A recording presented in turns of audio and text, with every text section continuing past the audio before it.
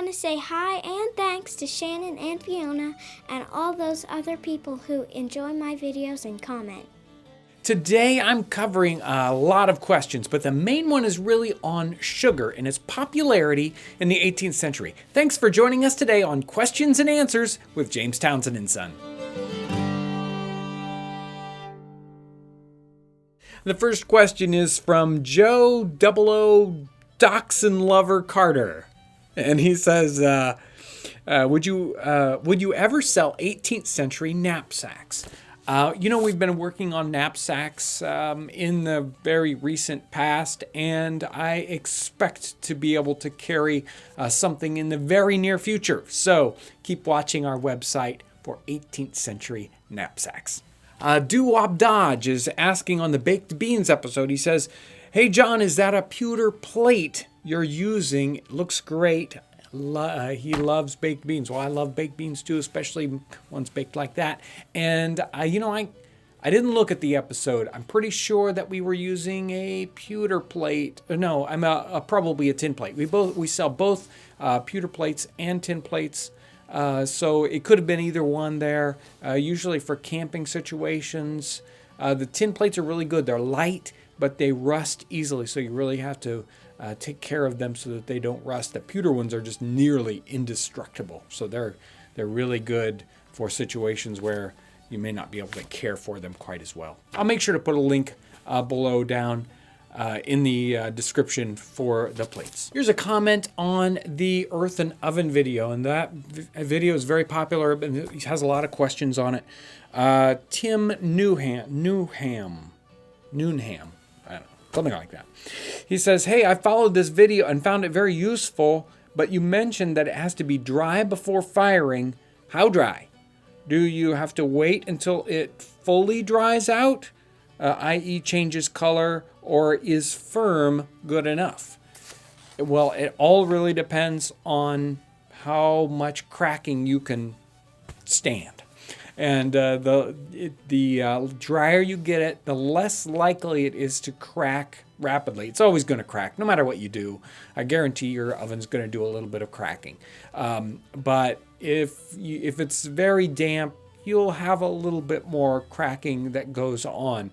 But even in the 24-hour oven, I basically fired that when it was still just very wet. I mean, I made it and let it set up, just barely get firm, and I fired it. And that worked out okay. So either way, again, the drier you let it get, probably the less cracks you'll have. You can speed up that drying process by having a fan blowing on the inside of it and, very small fires inside to dry it very slowly. Just a tiny little fire that you do every once in a while to kind of warm it up just a little bit. That will speed up the process. On the last Q&A, the correct shirt video, Christian's channel, he says, "I want to start reenacting. Are there any resources or tips you would suggest to potential reenacting newcomers so that they may avoid any beginner's pitfalls?" Well, number one, you reenactors out there in the audience, answer that question. You can put your suggestions in this video. That would be great. I'd love to see what some of you guys think about suggestions, tips, and things like that.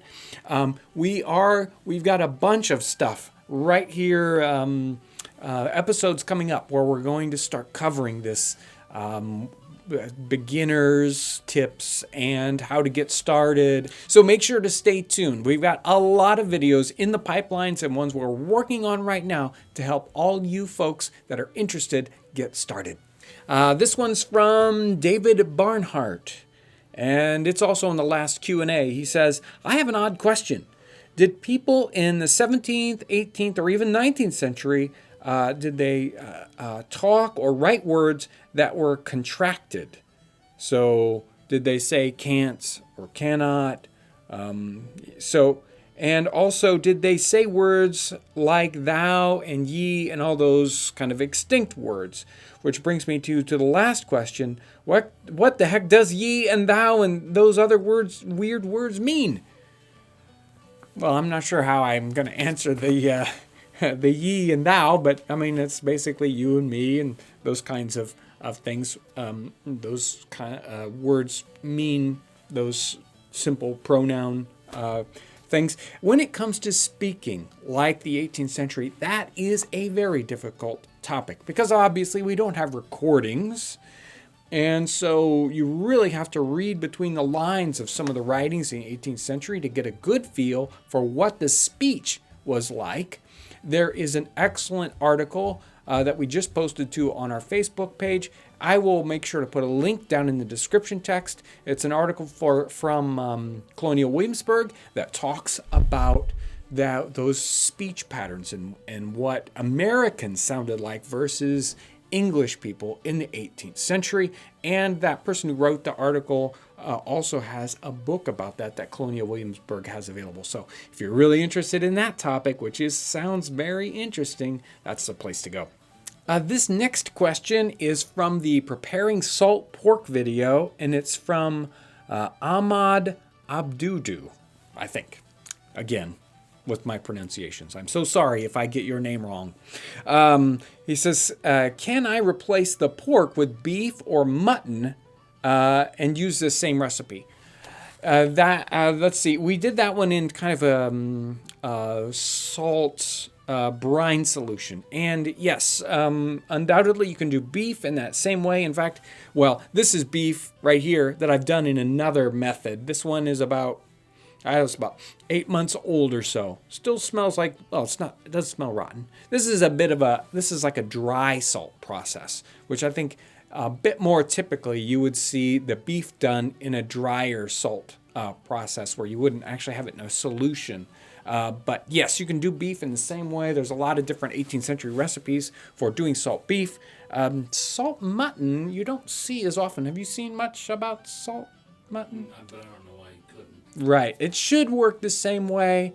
That would take a little bit more research. I haven't seen anything specifically on mutton, but undoubtedly there's salt versions of that. This one's another one from Fireman 89406. On the last Q&A, he says, I'm just finishing a book on the history of the Continental Navy. What sort of foods would have been served to the sailors? And I would think that ship's biscuit and salt pork, but what about others? Well, it's a little trickier question, especially about exactly how they would have fixed it. You see a lot of 19th century references to fixing foods for sailors, not as much for 18th century. But here's there's a savoring the post, Savoring the Past post. That's our cooking blog. There's one I did quite a few years back where I found a couple of different ship's provisions lists. So these are long-term stores, not short-term stuff like fruits and vegetables or breads that you would get when you were in port. But this is long-term storage. And some of these are kind of fun. And there's a couple of different differences here. There's two different ships. One of them is the Sloop Alert. So the Sloop Alert is a 60-man ship, a fairly small one. And the provisions are a little bit different for this one.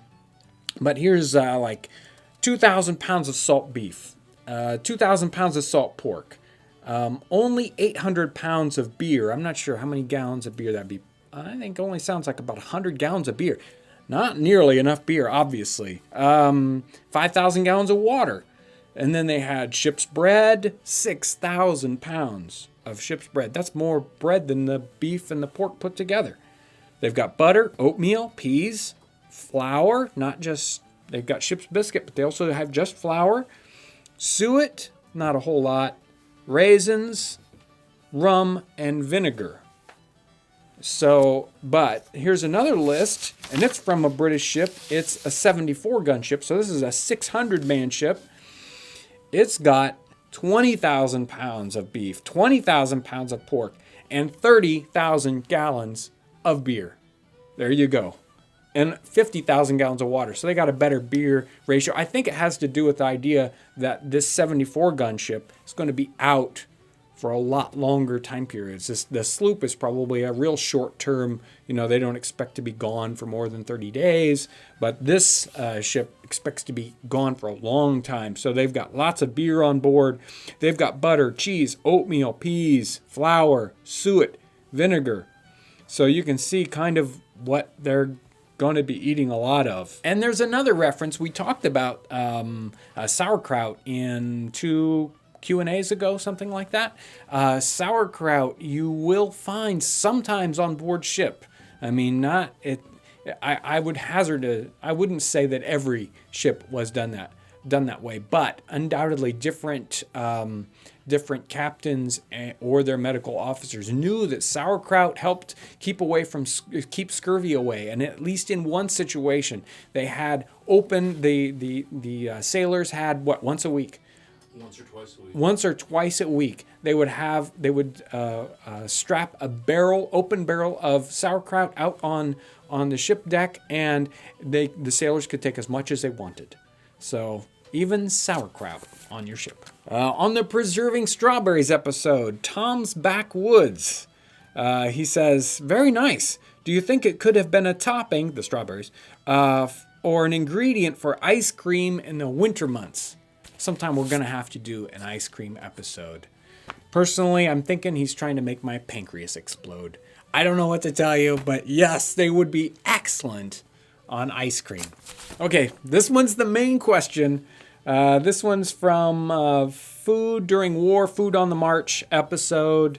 It's a Q&A we did a while back. This one, the person is 2012 Space Traveler. I was under the impression that regular folks didn't use much white sugar in the 18th century as it was expensive and really only accessible to the rich, as with tea at the time. Again, I understood that it wasn't until the 19th century that sugar became available to the everyday man and use. So that's a really good question, and there's a little bit of answering here, or a good answer from Ann Wilson's Food and Drink in Great Britain book. So first, let's talk about today. Today's, apparently 2012, the average American's consumption of white sugar is around 80 pounds per person per year. In Ann Wilson's book, she says, by the end of the 18th century, the average consumption was 11 to 13 pounds per person per year. And that was available even to the very poor at that time period. And if you go back further, you get back to, say, the Elizabethan period, we have annual sugar consumption at 1 pound per person per year. If you go back further than that, sugar normally was not used as a food thing, but as a medicine. So there you get an idea of, yes, it was a lot less popular than it is today, but that it was available even to the very poor, and this is specifically Great Britain, at a lower consumption level. In fact, sugar was such a popular thing that the demand for it was driving some of the slave trade, moving slaves to the Caribbean so that they could make sugar, so that it could be, traded to Great Britain and Europe. So that's one of the things that's happening there. Taxation on this sugar was so high that in the colonies it drove the use of things like maple sugar instead of white sugar, and the use of molasses, which was also taxed but not taxed as stringently, let's say. They let that fall through the cracks, or they didn't tax it as high, so you'll see molasses being used as a sweetener instead of sugar in the colonies. But sugar was available, and even to the very poor,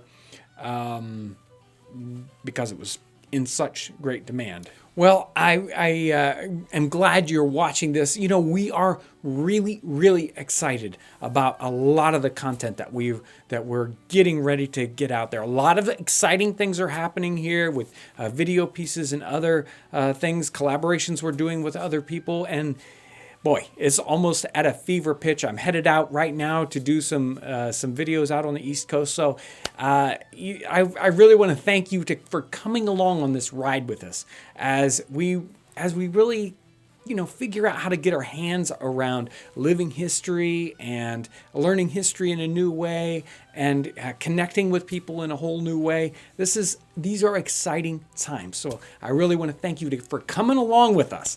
And I really want to thank you for watching. If you're a new viewer and you haven't subscribed, press the subscribe button up here. That'll take you to a spot where you can subscribe. That really is the best way to get notification of all the new videos that are out. I want to thank everyone for watching.